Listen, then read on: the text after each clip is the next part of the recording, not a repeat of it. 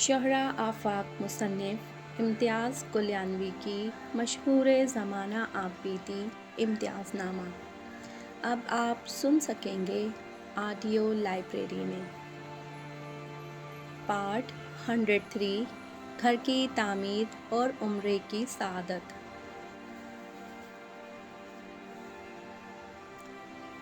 England سے پاکستان واپس آتے ہی میں نے زور و شور سے گھر کی تعمیر کا کام شروع کروا دیا۔ گھر کا نقشہ میں نے خود بنایا، کیونکہ اس طرح کا نقشہ بنانا کسی اور کے بس کی بات نہیں تھی۔ دراصل میں گھر کو نئے سرے سے تعمیر نو کرنا چاہتا تھا، مگر ساتھ ساتھ میری خواہش یہ بھی تھی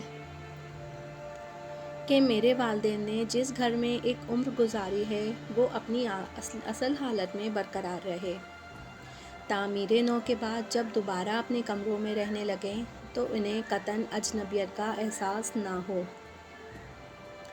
یہ ایک انتہائی مشکل اور پیچیدہ کام تھا جس نے کئی راتوں تک میری نیندیں اڑائے رکھیں۔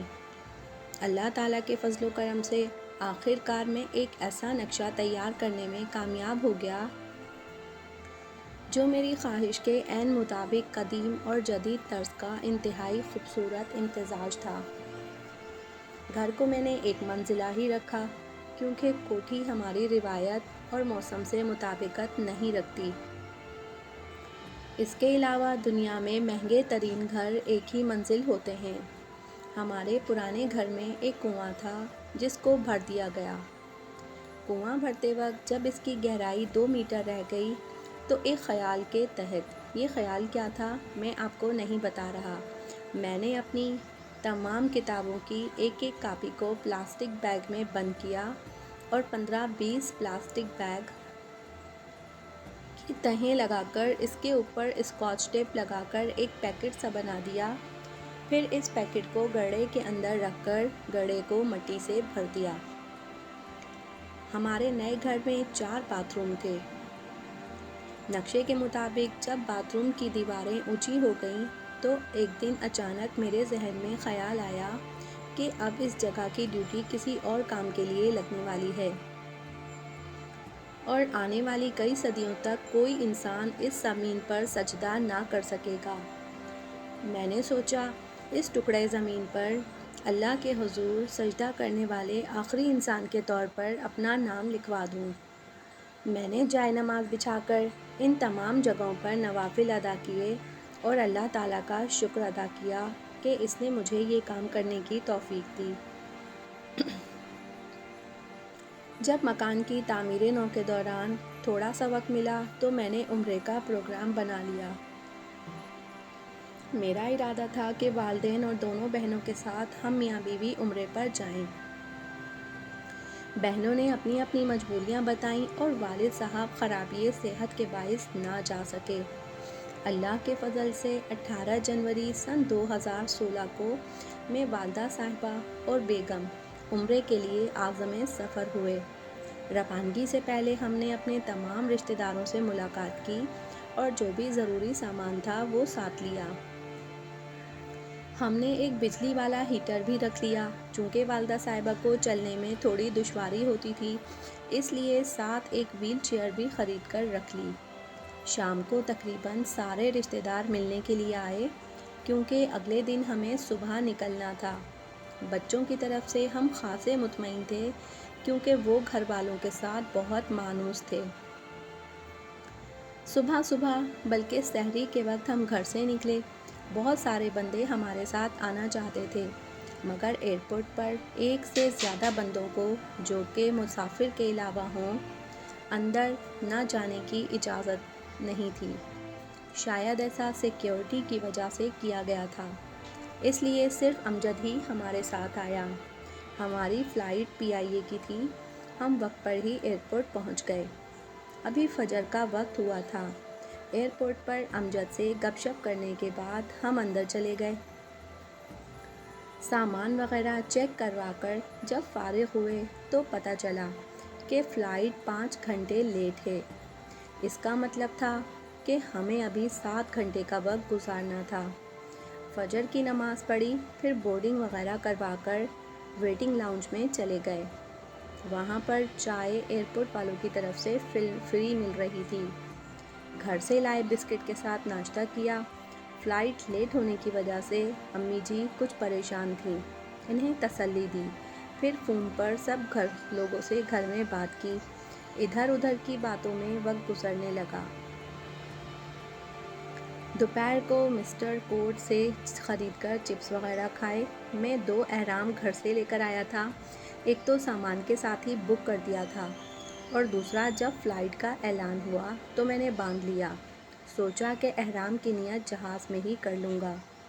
میں نے احرام باندھنے کا ایک مخصوص طریقہ سیکھا تھا، اس سے احرام کھلتا نہیں اور بے پردگی بھی نہیں ہوتی۔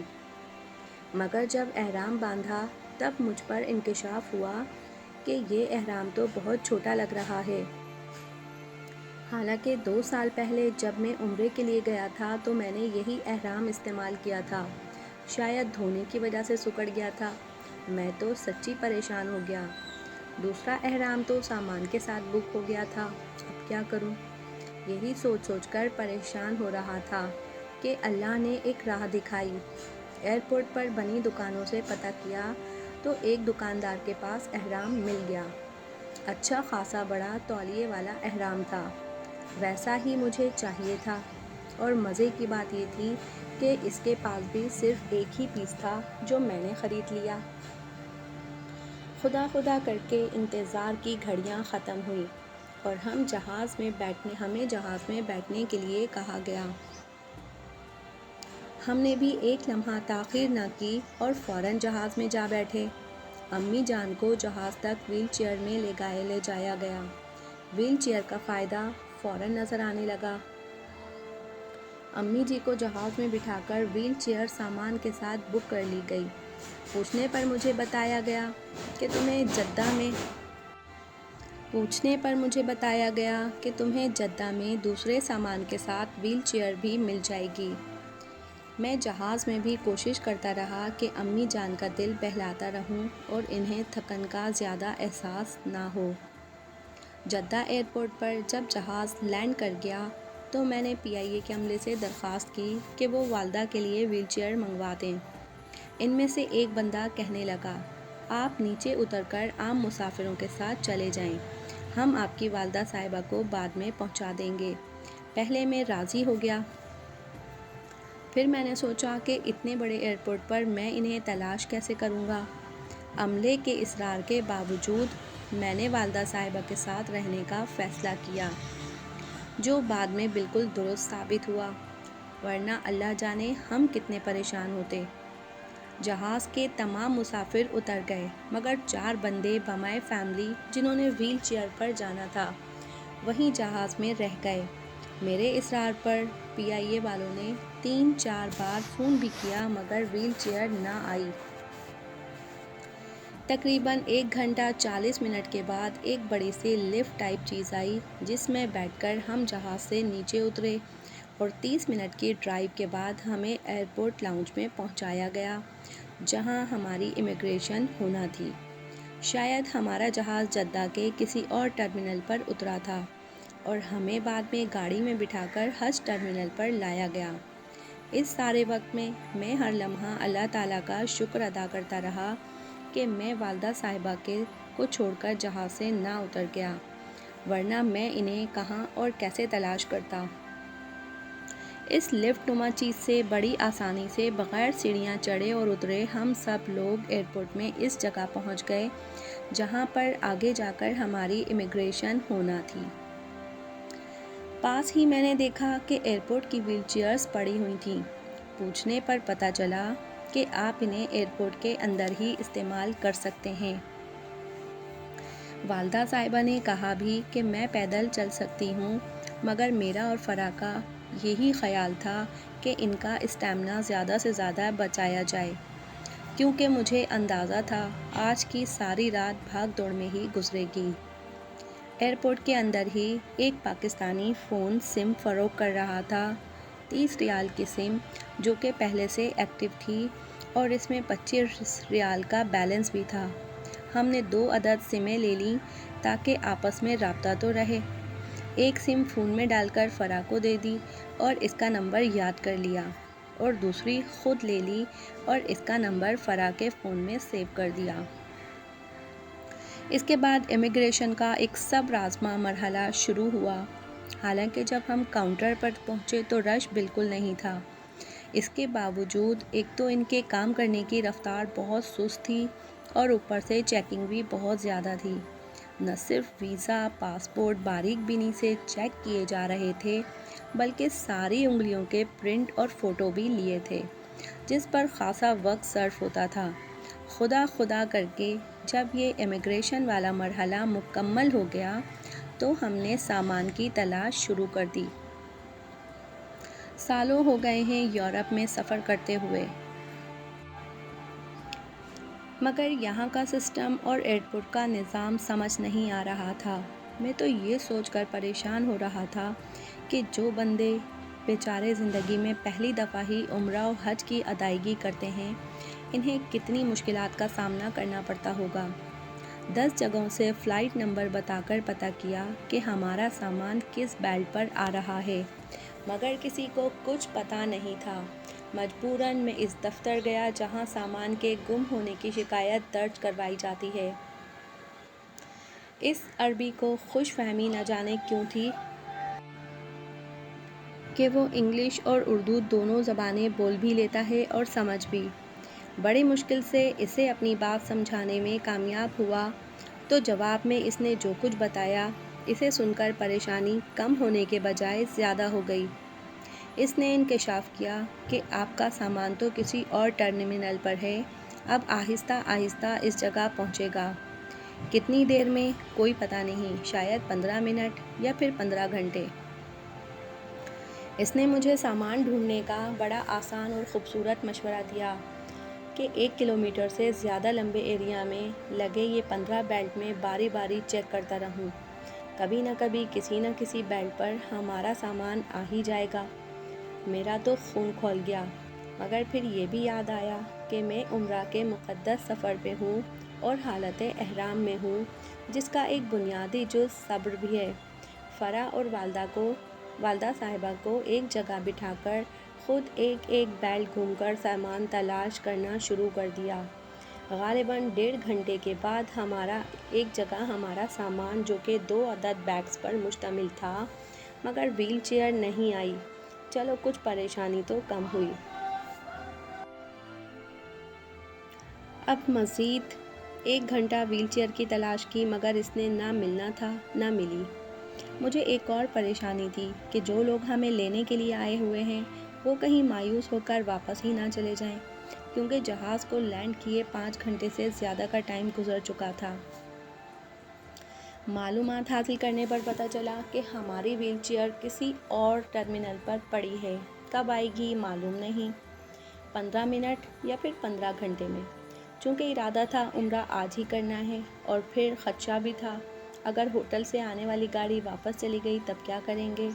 مجبوراً ہم ویل چیئر کے بغیر ہی ایئرپورٹ سے باہر نکل آئے۔ جیسے ہی ہم ایئرپورٹ سے باہر نکلے، ہم نے دیکھا کہ بے شمار کمپنیوں کی گاڑیاں کھڑی تھیں۔ مجھے کچھ سمجھ نہیں آ رہی تھی کہ کس گاڑی میں بیٹھنا ہے۔ کئی بندوں سے اس سلسلے میں بات چیت بھی کی۔ بالآخر ایک بندے نے ہمارے پاسپورٹ چیک کر کے ہمیں ایک بس میں بٹھا دیا۔ ویل چیئر کو ہم بس تک تو لے آئے تھے، پر ضمیر نہ مانا کہ اسے ساتھ ہی ہوٹل بھی لے جائیں۔ مجھے ایک اور پریشانی تھی کہ ویل چیئر کے بغیر امی جی عمرہ کیسے کریں گی۔ رات کو کسی دکان سے ویل چیئر کا ملنا مجھے ناممکن لگ رہا تھا، مگر پھر مجھے اعجاز، جس سے عمرہ پیکج لیا تھا، کی کہی ہوئی ایک بات یاد آئی کہ گلیانوی صاحب، آپ جتنی مرضی تیاری کر لیں، کچھ نہ کچھ پریشانیاں ضرور ہوں گی۔ مگر اس کچھ نہ کچھ کا آغاز فوراً ہی ہو گیا تھا۔ پہلے پاکستان میں جہاز کافی لیٹ ہوا، اور پھر یہاں ویل چیئر غائب۔ میں اکیلا ہوتا تو شاید اتنا زیادہ پریشان نہیں ہوتا، مگر والدہ صاحبہ کی وجہ سے یہ پریشانی کئی گنا زیادہ محسوس ہو رہی تھی۔ ہمارے بس میں بیٹھنے تک رات کے 10 بج چکے تھے۔ بس اچھی خاصی آرام دہ تھی۔ والدہ صاحبہ کو بس میں چڑھنے میں خاصی تکلیف ہوئی۔ بس میں ایک سیٹ پر میں بیٹھ گیا اور ساتھ والی ڈبل سیٹ پر والدہ صاحبہ اور فرح بیٹھ گئیں۔ بس شاید اور مسافروں کا انتظار کر رہی تھی یا اس نے مخصوص وقت پر چلنا تھا، اس سلسلے میں کوئی معلومات نہیں تھی۔ ڈرائیور جو کہ غالباً مصری تھا، اس کے اخلاق کا اندازہ تو اسی وقت ہو گیا تھا جب میں نے اس سے کہا ٹرالی سے سامان اتار کر بس میں رکھنے میں میری مدد کرو، تو اس نے صاف، جسے ہماری زبان میں چٹا کہتے ہیں، انکار کر دیا۔ میری نظر والدہ صاحبہ کے چہرے پر پڑی۔ میں اکثر اپنے والدین کے چہرے کی طرف دیکھتا رہتا ہوں، کیونکہ محبت سے والدین کے چہرے کو دیکھنا بھی عمرے کے برابر ثواب ہے۔ خواہ دن میں 100 بار یہ عمرہ کر لو تو وہ پرسکون نظر آئیں۔ یہ دیکھ کر مجھے بھی اطمینان ہو گیا۔ کافی دیر کے بعد خدا خدا کر کے بس مکہ شریف کی طرف روانہ ہوئی۔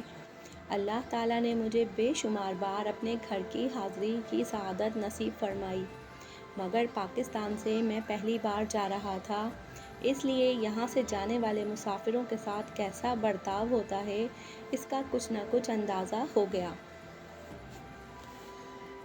جب بس مکہ شریف کی حدود میں داخل ہوئی تو میں نے والدہ صاحبہ کو متوجہ کیا، پھر جگہ جگہ بس رک جاتی۔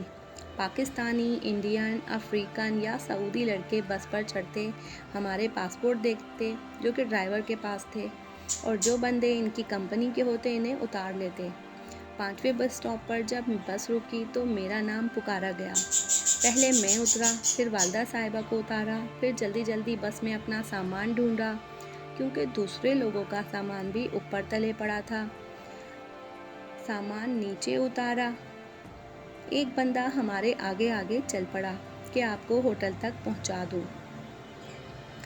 میں نے والدہ صاحبہ سے کہا بھی کہ آپ یہیں انتظار کریں، میں ہوٹل دیکھ کر واپس آتا ہوں، شاید کسی گاڑی وغیرہ کا بندوبست ہو جائے۔ مگر جب پتہ چلا کہ ہوٹل قریب ہی ہے تو والدہ صاحبہ بھی ساتھ ہی چل پڑیں۔ گو کہ فاصلہ زیادہ نہ تھا، مگر سامان کو ہاتھ میں اٹھا کر چلنا آسان نہ تھا۔ ہمارے آگے جانے والا بندہ کسی مشینی روبوٹ کی طرح چل رہا تھا۔ اسپیڈ کم زیادہ کیے بغیر اسے کوئی پرواہ نہیں تھی، اور نہ ہی اس نے پیچھے مڑ کر دیکھنے کی زحمت گوارا کی کہ ہم اس کے پیچھے بھی آ رہے ہیں یا نہیں۔ جب ہم ہوٹل پہنچے، جس کا نام الشامودہ ہوٹل تھا، یہ حرم شریف سے باب فہد سے نکل کر بائیں طرف یا 89 نمبر گیٹ سے سیدھا شارع ابراہیم خلیل پر طریق الجزیرہ پر الحجرہ پر واقع غالباً 500 میٹر دور، تو وہاں پر ایک بنگالی لڑکا موجود تھا جو ہمارا سامان لفٹ کے ذریعے ہمارے کمرے میں لے جانے کے لیے تیار ہو گیا، جو کہ 4تھی منزل پر تھا۔ جب سے سعودیہ پہنچے یہ پہلا بندہ تھا جس نے ہماری مدد کی۔ میرے ذہن میں ویل چیئر گھوم رہی تھی۔ پاکستان میں اکثر لوگ یہ کہتے ہیں کہ ہوٹل میں کام کرنے والے بنگالی لوگوں کو رقم دے کر جو کام لینا چاہو لے سکتے ہیں۔ میں نے آزمائش کے طور پر اس سے ویل چیئر کے متعلق بات کی تو وہ مجھ سے پوچھنے لگا کہ آپ کو تھوڑی دیر یا تھوڑے دنوں کے لیے چاہیے، کرائے پر چاہیے؟ میں نے جواب دیا، نہیں، کرائے پر نہیں چاہیے، خریدنی ہے۔ میں نے خریدنی ہے۔ وہ بولا، میرے پاس ایک ویل چیئر موجود ہے، میں لا دیتا ہوں۔ میرے پوچھنے پر اس نے جو قیمت بتائی وہ میری سوچ سے بہت کم تھی۔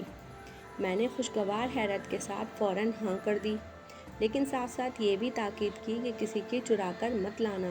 تو وہ بڑے اعتماد سے کہنے لگا، نہیں نہیں، ہم ایسا نہیں کرتے۔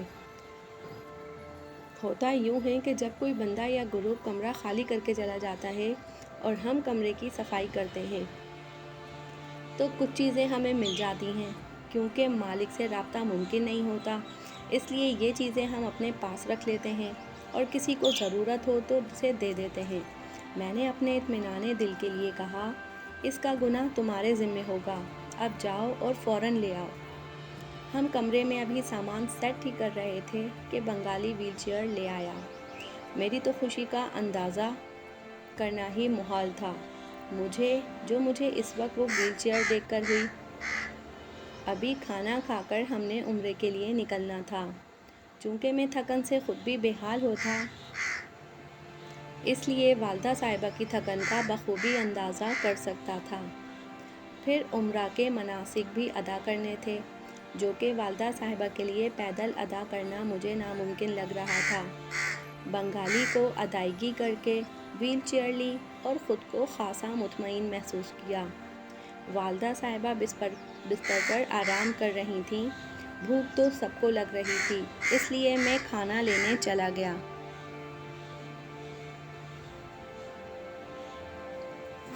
حقیقت میں ہم نے PIA کے جہاز میں ہی ان کی طرف سے دیا جانے والا مشہور زمانہ کھانا کھایا ہی تھا، اور اسے کھائے بھی کافی دیر ہو چکی تھی۔ رستہ پوچھ کر قریب ہی ایک پاکستانی ہوٹل گیا، وہاں سے دال سبزی اور قیمہ لے آیا۔ ہر کھانے کے ساتھ 3 روٹیاں فری ملتی ہیں۔ اس کے علاوہ منرل واٹر کی 2 لیٹر کی بوتل بھی خریدی۔ 26 ریال اس نے مجھ سے لیے۔ میرا خیال یہ تھا کہ بھوک کی وجہ سے ہم یہ سارا کھانا آسانی سے ختم کر لیں گے، مگر مشکل سے ہم نے 5 روٹیاں کھائیں اور سالن بھی نصف سے زیادہ بچ گیا۔ ہوٹل کا کمرہ اچھا خاصا بڑا تھا۔ 4 بیڈ لگے ہوئے تھے۔ ٹی وی، فریج کے ٹیبل کے علاوہ کپڑوں کے لیے الماری بھی موجود تھی۔ باتھ روم کمرے کے اندر ہی تھا اور اچھا خاصا بڑا تھا، جس میں انگلش سیٹ بھی لگی ہوئی تھی۔ جن چیزوں کے بارے میں میں نے آمنہ ٹریولز والوں سے بہت زیادہ تفتیش کی تھی، ان میں سے ایک باتھ روم بھی تھا۔ اکثر باتھ روم کمرے کے باہر ہوتے ہیں، جنہیں 3-4 کمروں میں رہنے والے لوگ استعمال کرتے ہیں، اس لیے ایسے باتھ روم میں صفائی کا بڑا مسئلہ ہوتا ہے اور پھر پرائیویسی بھی نہیں ہوتی، مگر اللہ کے فضل سے یہاں ایسا کوئی مسئلہ نہیں تھا۔ جیسا ہم نے سوچا تھا، ہمیں ملنے والے کمرہ اس سے کچھ بہتر ہی تھا۔ میں نے والدہ صاحبہ سے پوچھا کہ کیا پروگرام ہے، آرام کرنا ہے یا عمرہ کرنے چلیں؟ تو اس حوصلہ مند خاتون نے ایک لمحہ سوچے بغیر ہی کہہ دیا کہ عمرے کے لیے نکلتے ہیں، کیونکہ ہم سب نے احرام باندھا ہوا تھا اور احرام کی پابندیاں عمرے کے بعد ہی ختم ہوں گی۔ ہم وضو کر کے ہوٹل سے باہر نکلے۔ پوچھنے پر بتایا گیا کہ ہوٹل سے نکل کر بائیں طرف جائیں تو سیدھے حرم شریف میں داخل ہو جائیں گے۔ ہم لبیک اللہم لبیک کا ورد کرتے ہوئے اس گھر کی طرف چل پڑے۔ والدہ صاحبہ کی ویل چیئر کبھی میں چلاتا تو کبھی فرا کا تعاون بھی میری سوچ سے زیادہ ہی تھا، کیونکہ اکثر اس کا بلڈ پریشر لو ہو جاتا ہے۔ جب ہم حرم شریف کی حدود میں داخل ہوئے اور میری نظر بڑے ٹاور پر گھڑی پر لگی تو اس وقت صبح کے 2:46 ہو چکے تھے۔ تاریخ کب کی 18 سے 19 ہو چکی تھی، مگر یہاں وقت کا حساب کون رکھتا ہے؟ انسان اپنے آپ کو وقت کی زنجیروں سے آزاد تصور کرتا ہے۔ جب ہم 89 نمبر گیٹ میں سے ہوتے ہوئے حرم شریف کے اندر داخل ہوئے، پھر جب پہلی نظر کعبہ پر پڑی تو وہ منظر لفظوں میں بیان کرنا ممکن نہیں۔ اردو زبان کے 36 حروف کا کوئی بھی مجموعہ، ان سے مل کر بننے والے کو کوئی بھی لفظ میرے دل کی حالت بیان نہیں کر سکتا۔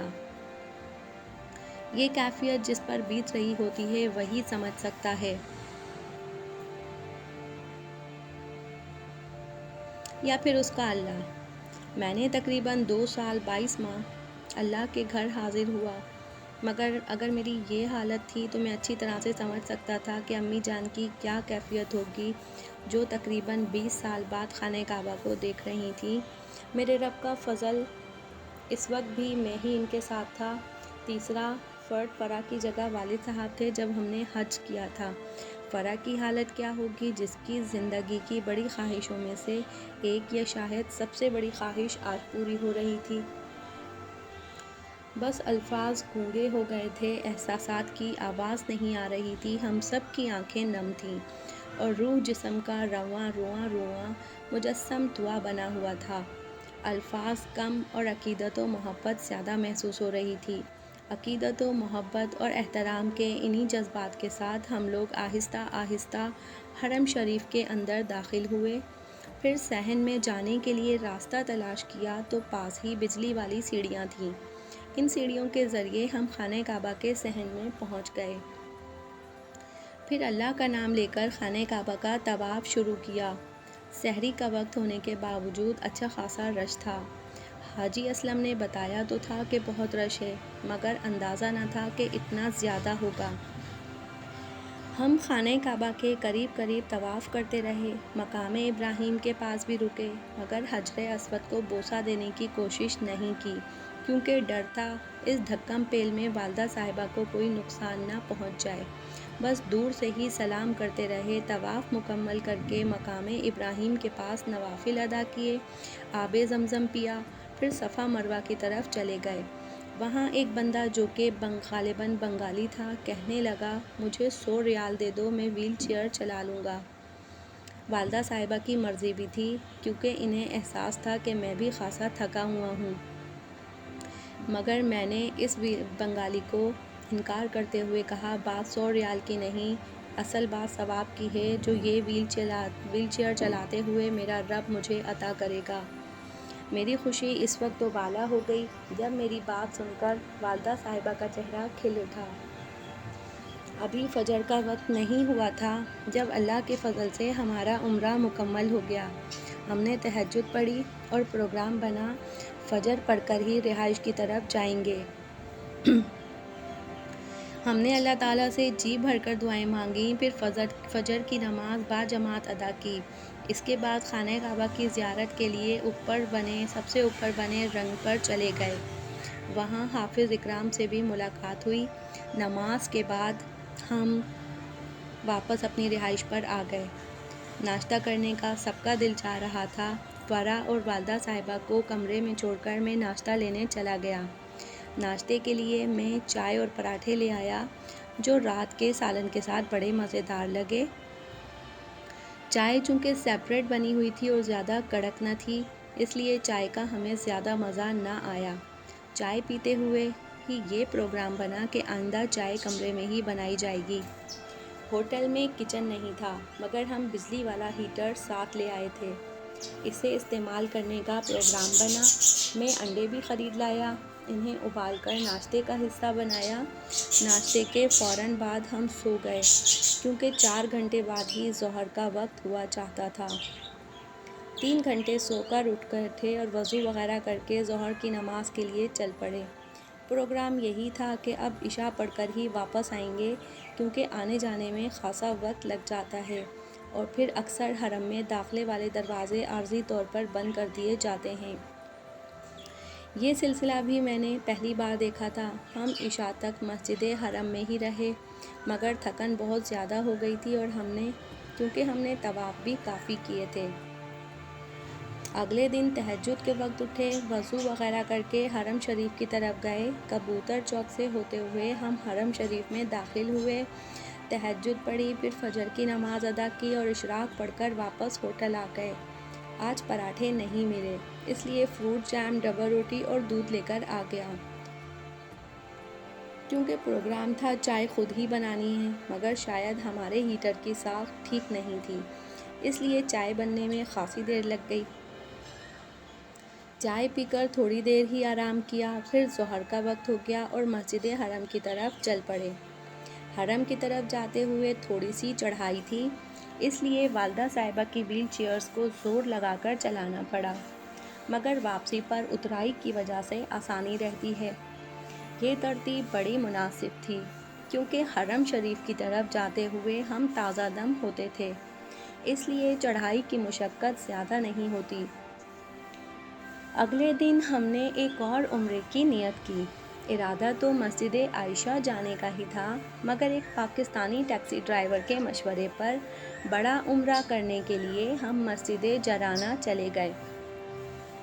دوران سفر ہم نے غار حرا، غار ثور، مسجد نمرہ، میدان عرفات، منی، مزدلفہ اور دیگر کئی جگہوں کی زیارات بھی کیں۔ حرم شریف مکہ المکرمہ کے باب عبدالعزیز سے چند منٹ کے فاصلے پر مقبرہ الشبیکہ کے نام سے ایک قبرستان آج بھی موجود ہے، اور ہمیں بھی اس قبرستان کو دیکھنے کا موقع ملا۔ قبرستان کا دورہ کرتے وقت ہم لوگوں کی جو کیفیت تھی اسے لفظوں میں بیان کرنا ممکن نہیں۔ یہ وہ قبرستان تھا جہاں پر حضور نبی کریم صلی اللہ علیہ وآلہ وسلم کی بعثت سے قبل لڑکیوں کو زندہ درگور کیا جاتا تھا، لیکن قربان جاؤں آقا علیہ السلام پر، جنہوں نے بیٹی کو اللہ کی رحمت بتایا، ماں کے قدموں تلے جنت بتائی، بہنوں کی عزت و توقیر سے نوازا اور بتایا کہ جب بیٹی گھر میں داخل ہو تو اس کا استقبال کیسے کیا جاتا ہے، بہن گھر آئے تو کیسا سلوک کرو، بہن کے گھر جاؤ تو کیسے جاؤ، وراثت میں حصہ مختص کیا۔ سورۃ النساء اس سلسلے میں ایک مکمل رہنمائی فراہم کرتی ہے، جو خواتین کو عزت و وقار ہمارے دین متین نے عطا کیا ہے، وہ قیامت تک کہیں اور نہیں ملے گا۔ 10 دن کیسے گزرے پتہ ہی نہ چلا، پھر ہمارا مدینہ شریف جانے کا وقت ہو گیا۔ ہمیں رات کو ہی بتایا گیا کہ گاڑی صبح 7 بجے آئے گی۔ اس دن ہم سب لوگ جلدی اٹھ کے مسجد چلے گئے، نماز فجر مسجد میں ہی جا کر پڑھی اور نماز کے فوراً بعد واپس ہوٹل آ گئے۔ سامان تو ہم نے رات کو ہی پیک کر لیا تھا، مگر پھر بھی تھوڑا بہت سامان تو سمیٹنا ہی تھا۔ ہمیں بتایا گیا کہ ٹھیک 7 بجے گاڑی آ جائے گی۔ اسی وقت کو مد نظر رکھتے ہوئے ہم نے سارا سامان پیک کر لیا۔ اس کے بعد ہوٹل کی لابی میں چلا گیا کہ شاید کوئی مددگار مل جائے جو سامان اتارنے میں میری مدد کرے، مگر اس وقت مجھے کوئی بندہ نہ مل سکا۔ مجبوراً سامان خود ہی اتارا۔ والدہ صاحبہ اور بیگم سے کہا کہ آپ لوگ اپنے کمرے میں ہی انتظار کریں، جب گاڑی آئے گی تو میں آپ کو مطلع کر دوں گا۔ تھوڑی دیر بعد گاڑی آ گئی، میں نے اپنا سامان گاڑی کے اندر رکھا اور پھر والدہ صاحبہ اور بیگم کو بلا کر ان کے ساتھ گاڑی میں بیٹھ گیا۔ مدینہ شریف تک کا سفر آرام سے طے ہو گیا۔ عصر کے وقت ہم لوگ مدینہ شریف پہنچ گئے۔ مدینہ شریف میں جس ہوٹل میں ہمارا قیام تھا وہ ایک اچھا ہوٹل تھا۔ اس ہوٹل کی 6 منزل پر ہمیں کمرہ ملا، جانے کے لیے لفٹ کا انتظام بھی تھا، اس لیے ہم لوگ آسانی سے کمرے میں پہنچ گئے۔ کمرہ ویسے تو بہت آرام دہ تھا، مگر پریشانی اس وقت بنی جب ہم نے دیکھا کہ باتھ روم میں انگلش سیٹ ہی نہیں ہے۔ فوراً جا کر میں نے ہوٹل والے سے بات کی کہ ہمیں ایسا کمرہ چاہیے جس کے باتھ روم میں انگلش سیٹ ہو۔ ہوٹل والے نے اپنی مجبوری بتائی کہ ہمارے ہوٹل میں 3 بیڈ والے 8 کمرے ہیں اور سارے کے سارے اس وقت زیر استعمال ہیں۔ میں نے دوبارہ ہوٹل والے کو اپنی مجبوری بتائی کہ والدہ صاحبہ کی وجہ سے ہمیں انگلش سیٹ والا باتھ روم چاہیے، مگر وہ اپنی بات پر اڑا رہا کہ میرے پاس اس سائز کا کوئی کمرہ نہیں۔ مجبوراً مجھے ذرا اونچی آواز میں اس سے بات کرنا پڑی۔ ساتھ ہی میں نے اسے کہا جو بھی کمرہ خالی ہے وہی دے دو، اگر کمرہ بڑا ہے تو میں اس کا کرایہ ادا کر دوں گا۔ بہرحال کمرہ مجھے فوراً چاہیے۔ ابھی یہ بحث جاری تھی کہ ہوٹل کا مالک بھی وہیں آ گیا۔ وہ بڑی اچھی طرح سے پیش آیا۔ میں نے آرام سے نہ صرف اپنی مجبوری بتائی بلکہ اپنی آفر کے بارے میں بھی بتا گیا۔ وہ میری بات سے بڑا متاثر ہوا اور انتہائی ادب و احترام سے کہنے لگا، جناب آپ کو کرایہ ادا کرنے کی ضرورت نہیں ہے، میں ویسے ہی آپ کے لیے آپ کی پسند کے کمرے کا انتظام کر دیتا ہوں۔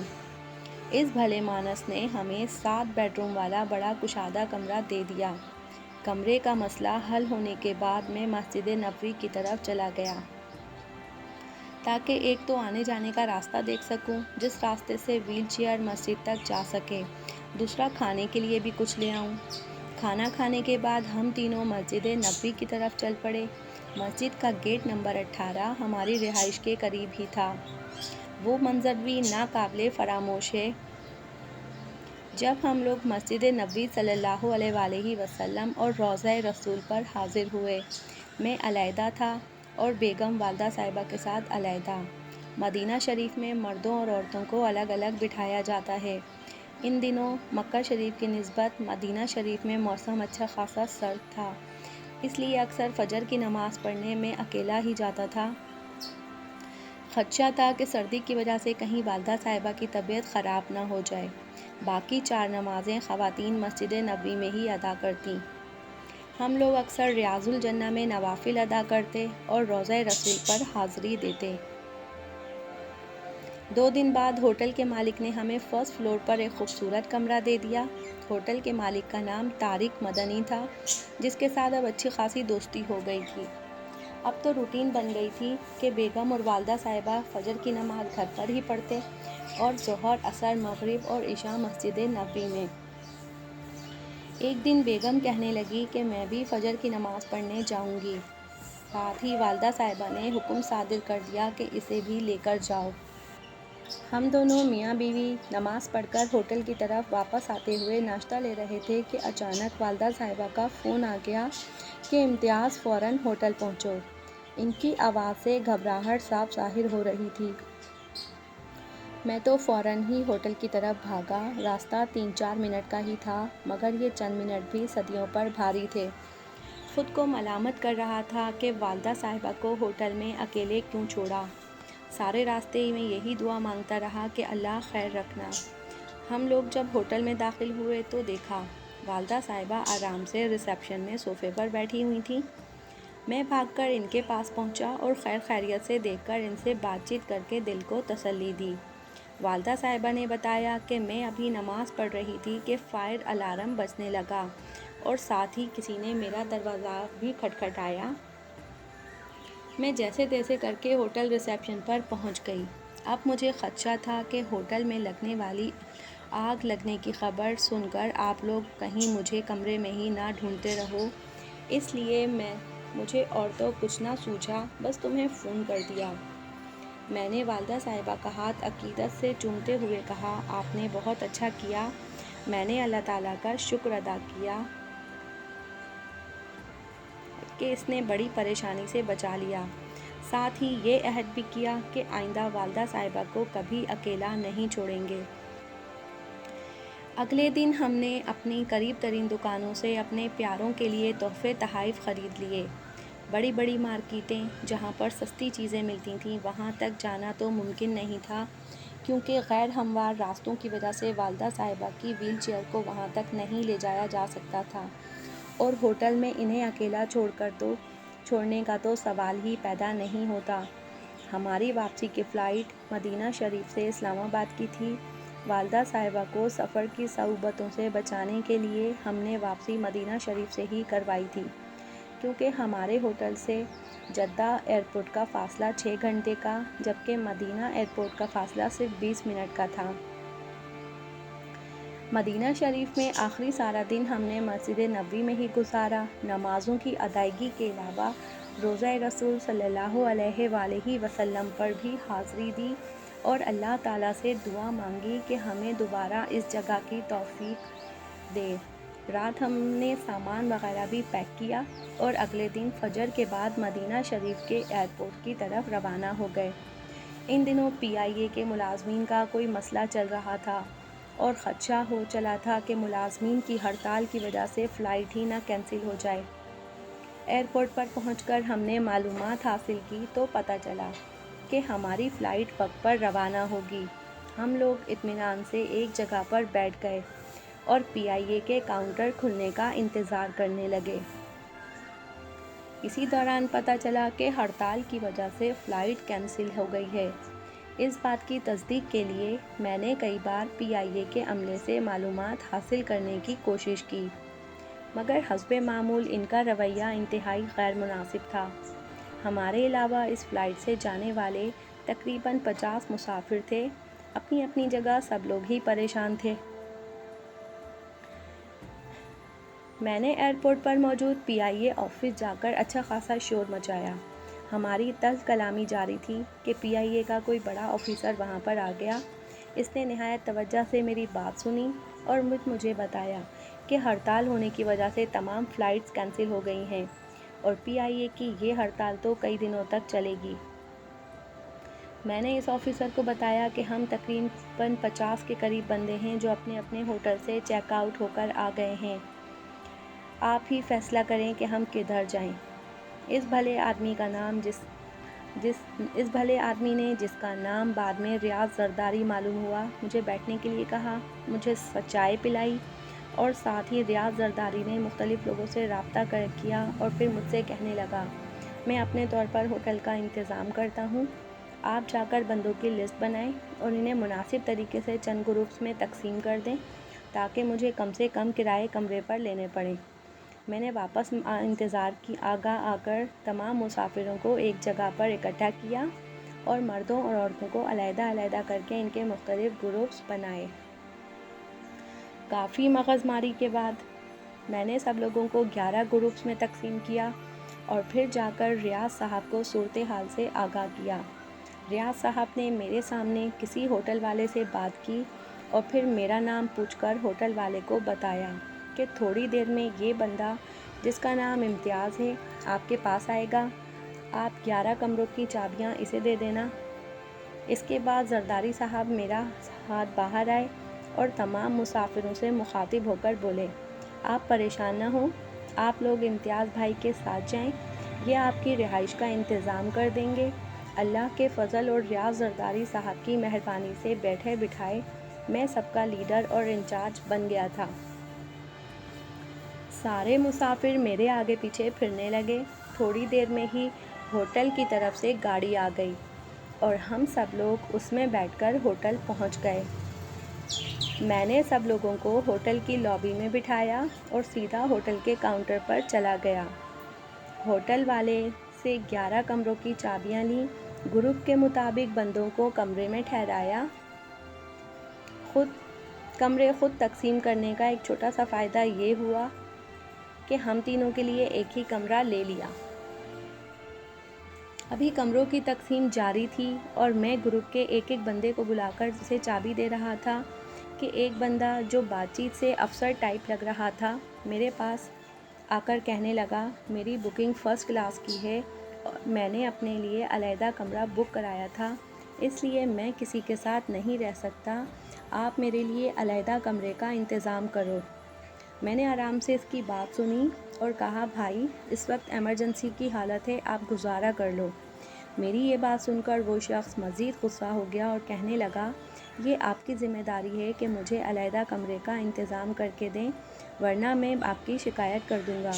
اس کی بات سن کر مجھے غصہ تو بڑا آیا، مگر عمرے کا سفر ہونے کی وجہ سے میں نے برداشت کیا۔ یہ تو میں سمجھ چکا تھا کہ وہ بندہ غلط فہمی میں مجھے PIA کا ملازم سمجھ رہا ہے۔ میں نے بھی اس کی غلط فہمی دور کرنے کی کوشش نہیں کی، صرف اتنا کہا کہ آپ سے جو ہوتا ہے وہ کر لیں۔ وہ غصے میں پاؤں پٹکتا ہوا پرے چلا گیا اور فون ملا کر مختلف لوگوں سے باتیں کرنے لگا۔ تھوڑی دیر بعد وہ میرے پاس آیا اور بڑے متکبرانہ انداز میں بولا، ٹھیک ہے، فی الحال میں کسی کے ساتھ ایڈجسٹ کر لوں گا، تم مجھے بتاؤ مجھے کس کمرے میں جانا ہے۔ میں بھی شرارت کے موڈ میں تھا۔ میں نے کہا، جناب معذرت خواہ ہوں، اب تو کمروں کی تقسیم ہو چکی، اب کچھ نہیں ہو سکتا۔ میری یہ بات سن کر اس کے تو اوسان ہی خطا ہو گئے، ساری اکڑ فوں اور افسری جاتی رہی اور اب باقاعدہ منتیں کرنے لگا کہ بھائی خدا کے لیے میری مدد کرو، میں اس وقت کہاں جاؤں گا۔ مجھے اس پر ترس آ گیا اور میں نے ایک کمرے میں اس کی رہائش کا انتظام کر دیا۔ اس ہوٹل کی ایک بڑی مزیدار بات یہ تھی کہ کھانے کا انتظام بھی ہوٹل کے اندر ہی تھا۔ شام کو جب ہم مسجد نبوی میں نماز ادا کرنے کے لیے گئے تو میں نے اللہ تعالیٰ سے کہا، یا اللہ، یہ دعا تو مانگی تھی کہ ہمیں جلدی دوبارہ مسجد نبوی میں نماز پڑھنے کی توفیق عطا فرما، مگر یہ دعا فوراً قبول ہو جائے گی اس کا اندازہ نہیں تھا۔ ہم 5 دن مزید مدینہ شریف میں ہی رہے۔ PIA کی ہڑتال کے بارے میں پتہ چلا کہ یہ تو لمبی چلے گی، تو پھر ہم نے کوشش کر کے ایئر بلو کا ٹکٹ لے لیا۔ فقط مسئلہ یہ ہوا کہ فلائٹ ہمیں جدہ سے لاہور کی ملی اور ہم جس سفر سے بچنا چاہتے تھے اصل میں وہی ہمارے نصیب میں تھا۔ یہ اللہ تعالیٰ کا سچ شکر رہا کہ ہم تینوں کی طبیعت بالکل ٹھیک رہی اور عمرے کے ساتھ سارے مناسک احسن طریقے سے ادا ہوتے رہے۔ واپسی کا جو تھوڑا بہت مسئلہ بنا وہ بھی اب ماضی کی حسین یادوں میں سے ایک حسین یاد ہے۔ اگر آپ اس کتاب کو ڈاؤن لوڈ کرنا چاہتے ہیں تو ڈسکرپشن میں دیے گئے لنک کی مدد سے آپ اس کتاب کو آسانی کے ساتھ ڈاؤن لوڈ کر سکتے ہیں۔ شکریہ۔